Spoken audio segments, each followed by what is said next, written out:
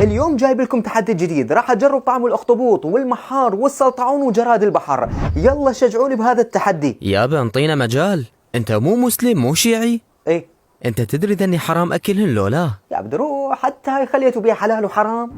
خصم الكلام، والكلام موجه لكل شيعي يسوي تحديات على حساب دينه حتى يصعد حسابه ومشاهداته، او يريد يجرب الطعم. والله شنو ده يسوي تحدي. انت تدري ما يجوز شرعا وحرام اكل الاخطبوط والمحار والسلطعون والحبار واي حيوان بحري ما عدا الروبيان والسمك ذا الفلس او الفلس، يعني اللي بيه قشور، ما عداها محرم اكله.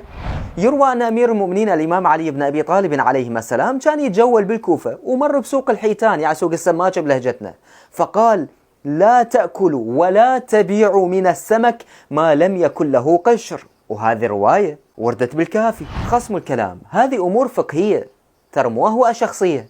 الموضوع مو تحديات ولا تبين انه انت مثقف، ترى المثقف اللي يلتزم وما يجامل على حساب دينه. فاذا عندك عادي وتاكل المحرمات على مود تسوي تحديات، يا ريت تسوي لنا تحدي على اكل لحم الكلب او الخنزير اجلكم الله، باعتبار ما عندك مشكله بالحرام. ترى الحرام يبقى حرام ولو فعله كل الناس. يا ريت تشاركون الفيديو حتى اللي ما يدري يصير لازم يدري.